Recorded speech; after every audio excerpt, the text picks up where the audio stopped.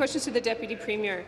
Last week, the government released a disappointing amount of one-time funding for sexual assault centres that will equate to less than $25,000 per centre. The sexual assault centre support of Waterloo Region has over 200 people on the waitlist. This is a 300% increase in survivors that are seeking out support. And think of the courage that it takes to come forward and disclose and ask for help.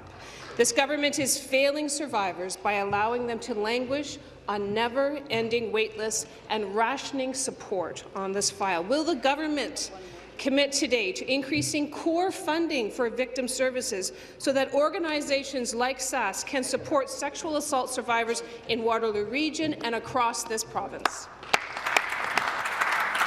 Questions to the Deputy Premier. To the Attorney General. Referred to the Attorney General. Thank you, Mr. Speaker.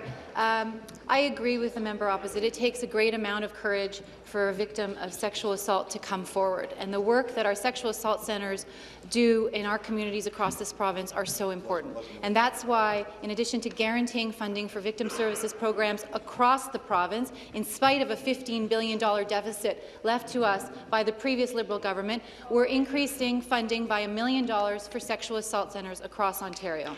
We will be working closely with victim services programs to allocate that funding, and I'd be happy to talk to the executive director of the sexual assault centre you're discussing or you're talking about today, to talk to them about how they can access some of that funding. But, Mr. Speaker, let's be clear. The previous Liberal government made these promises on the eve of the election. In fact, I saw letters to sexual assault centres on May 6th and May 7th, the day before the writ dropped. That is shameful. We will not leave victims of sexual assault left hanging. We are going to work with them to support them. Stop the clock.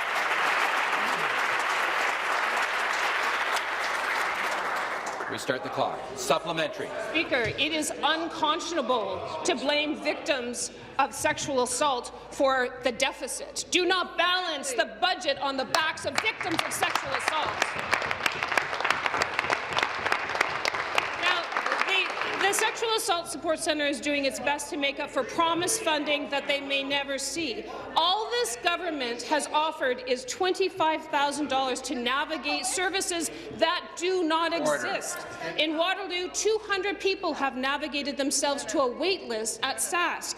The real problem is that they're waiting for funding for a counsellor that may never come. Will this government actually meaningfully support victims of sexual assault by investing in core funding? You are denying these people hope by leaving them on a wait list. It is unconscionable. Question. It is unethical. You need to do the right thing today. In fact, for International Women's Day. Members, please take their seats.